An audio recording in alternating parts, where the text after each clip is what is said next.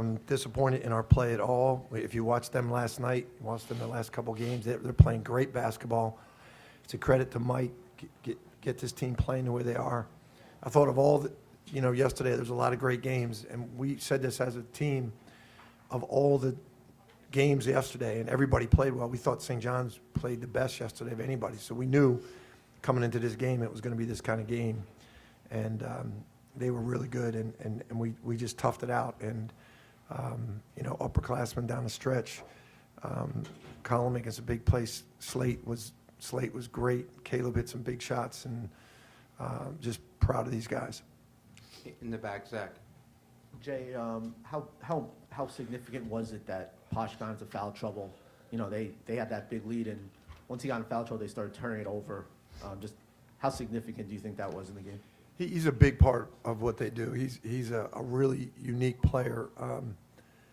At another time, you could talk about how Mike uses him. It's brilliant. He's not just a point guard. He plays like a point guard, power forward. He does everything. So he's a big part of their team. I thought that was really, really big. However, when he came back with 4 fouls, he played just as aggressively. I think he drew 2 charges, and it's pretty amazing how physically he played with 4 fouls, and he made it tough on us. Okay, we're going second one right here.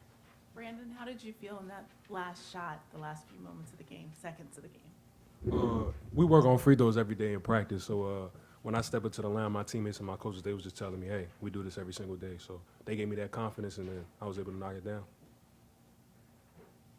Right here, Juan.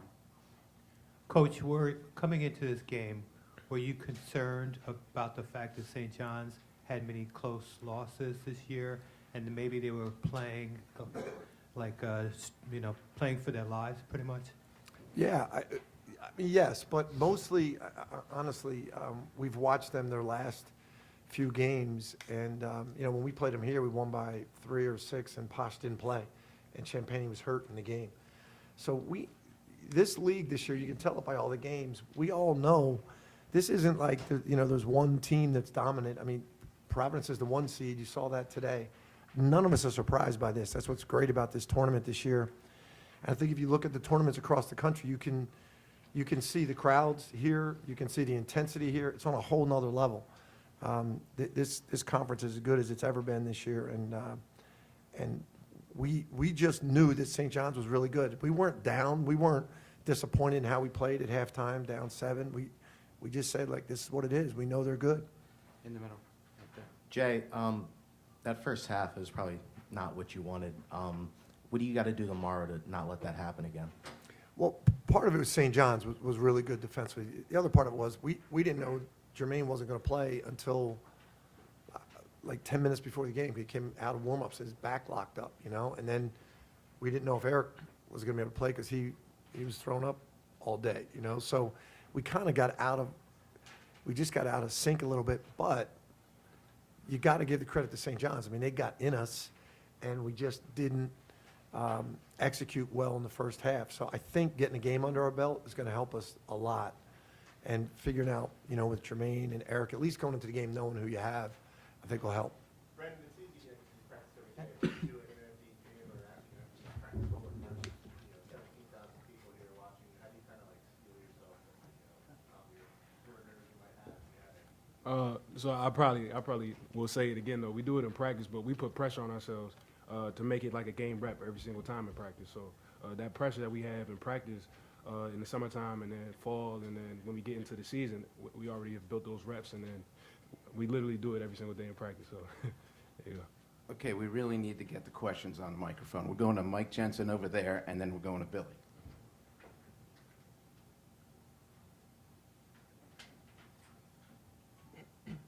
Jay, how hard were you trying not to play Jermaine? What were you thinking? When did you decide, okay, let's do this? No, I wasn't, Mike. They told me, he said I can't play. The trainer said he can't move, so he didn't even come out for the start of the game. He wasn't on the bench at the beginning of the game, so we were just ready to go without him, And then he just appeared on the bench. I don't know what the time was, but whenever he appeared, I just put him in the game, and we said, let's just see what he looks like. He didn't look great early. He was a little shaky early, but he kept saying, I'm good, I'm good. I thought by halftime, I thought he looked normal. He was really good in the second half. It's just one of those bizarre things. I wish I had a better answer, but that's what it was. No, it just happened when he appeared, when he got there, because he wasn't, as soon as I saw him on the bench, I put him in. Billy, right here. Caleb, what allows this group to just, when you're having a first half like tonight, to just be able to figure it out? We practice situations like this. Oh, I'm sorry. We practice situations like this every day, and to be honest, we have a love for each other, so we know we're gonna fight for each other. Every possession, one possession at a time, one stop at a time, and we're just gonna gut it out each and every game. So that's pretty much the answer to that. Len, last question. Is there like a figuring it out thing, communicating with each other and trying to identify, okay, what's going wrong here, what do we need to do better? Of course, throughout the game, we figure out what we need to do better coming out the second half, but mainly it's just us keeping a great attitude and just taking it possession by possession. We know we can't get it all back in one possession, so we just keep a great attitude, keep it going one by one stop at a time. All right, we're doing two more, Lenny and then Terry. Collin first, but if the other guys want to weigh in on, that's fine. I don't know if you can ever feel comfortable playing in these kind of games, but because of the way you guys play, the number of times you've been in these kind of games, do you think you're as comfortable as any team in the country can be in these kind of games, in these kind of situations? I think that's kind of stuff that we work on every day in practice, game situations, and our white team in practice does a great job of preparing us each and every day for each game. They push us and make us better in practices, but I think it's just something that this group has dealt with all year. We've been in tough situations, and I think we learned from tougher situations and just stuck together through it all. Last one, Terry.